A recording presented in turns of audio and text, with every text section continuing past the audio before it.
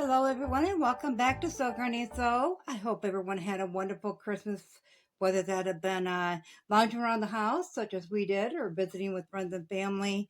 So on the first part where we made the snowman quilt top, I had a lot of questions be asked of which book it came from. I thought I had said it, but maybe I did not. So this is the Fabric Cafe book it came from, a Stashbusting with 3-yard quilts. It is their latest book that they have out. October of 2023 was when it was released. So be sure to check that out if you like this pattern. They do have the elation pattern in here as well, which is the reason I bought the book in the first place. And got started on ordering their books. So in this video, we're going to go ahead and we are going to get this sandwich together, get it quilted in, and get the binding on. We'll measure this out. We'll get our batting out. I am just going to use a poly batting in this. We're going to hand tie it for a nice throw. You know, they can watch TV with it or whatever.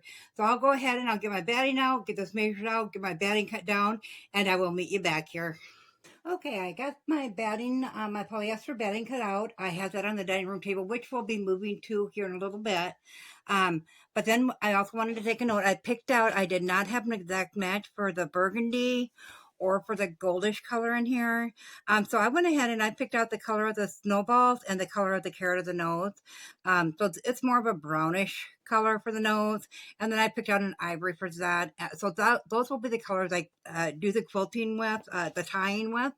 And then, of course, you have your pieces that is in the pattern to cut for the binding.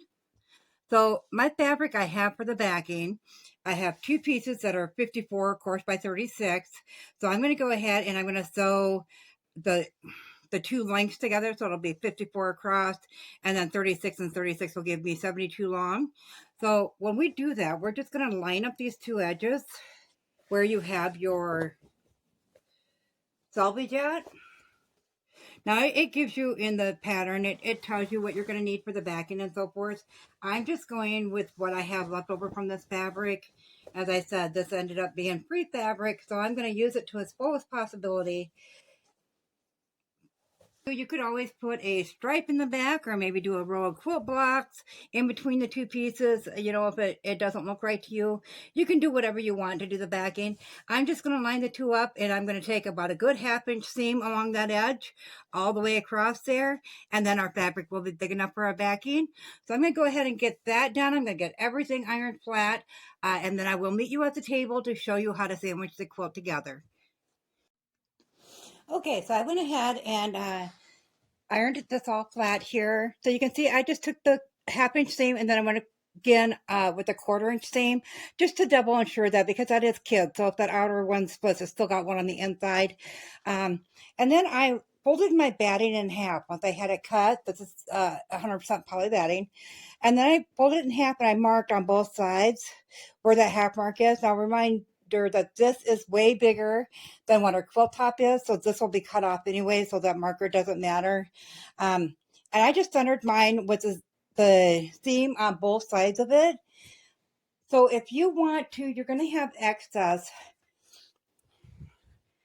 on your quilt when you're putting it together. So you can see all the extra fabric we're going to have here, and there'll also be extra bedding as well. But if you don't want to have all that excess at both ends, you can, if you have one piece of fabric that's big enough, awesome, you can use that. But because I have that seam, I want it right in the middle.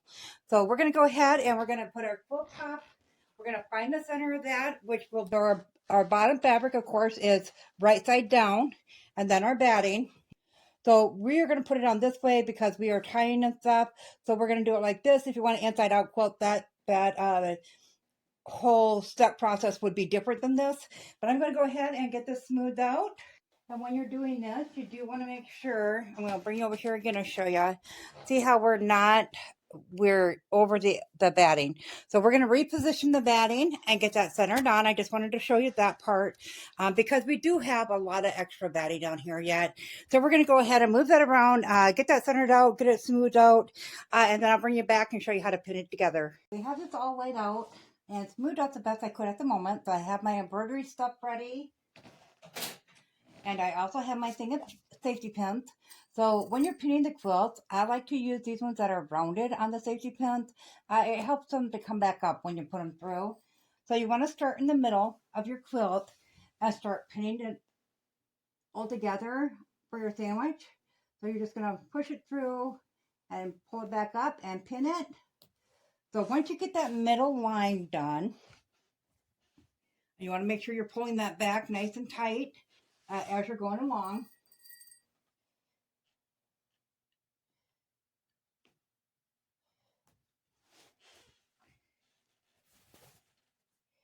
Now, some people like to use a basting spray, like a 505 or something. Some people like to just hand baste it, which is just taking big stitches, like in an X or whatever. I don't utilize that method. Um, I like to use pins on mine because after I get the middle done, as you're going out, I can always take those out and adjust it if I need to make sure that back lays nice and flat. So I'm going to go ahead and go across the table and get that rest of this row done. And then you're just going to work out from the middle. Once again, I try to ensure that I got my back nice and flat behind that. So I'm going to go ahead and I'm going to get it all finished pinning in. I will get this all pinned in and I'll meet you back here. Okay, as you can see, we do have all of our pins in now on the intersection of each of the squares, the blocks.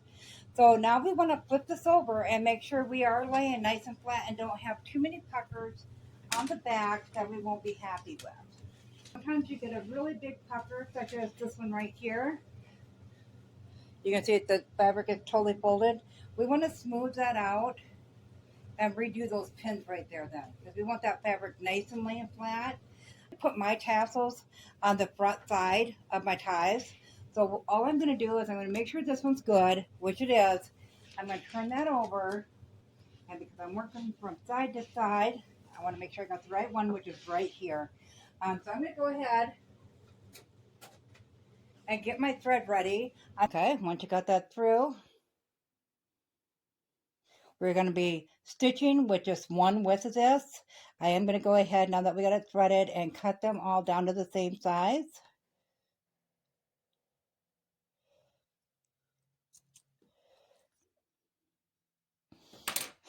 Okay, so this is the one we're working with. So we are going to start from the front and go to the back. So we're just going to, I want you to be able to see that. We're going to put it in right as close to that intersection as we can. Poke that through the back. And when we pull it through, we're going to stop. And then we're going to bring it back through as close to the other side of this intersection as we can. Okay, then we're just going to pull that pin out. And we will tie that up.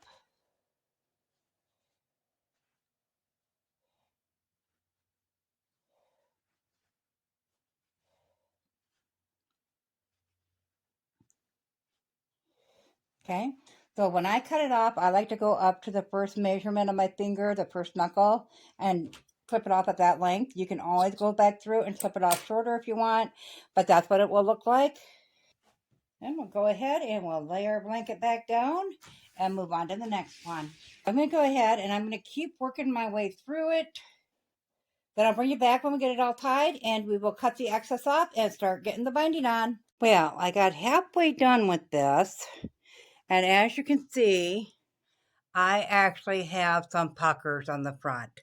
So I am going to have to rip out all my little stitches I put in and start it over. So we are going to make this a 3-part video. I apologize. So I will get this fixed, get the ties done, and then I will do a 3rd part showing how to do the binding and finishing touches on it, trimming up the fabric. So I will definitely be posting that by the end of the week. And as always, guys, if you found this video useful, go ahead and give it a big thumbs up. It really helps our channel grow.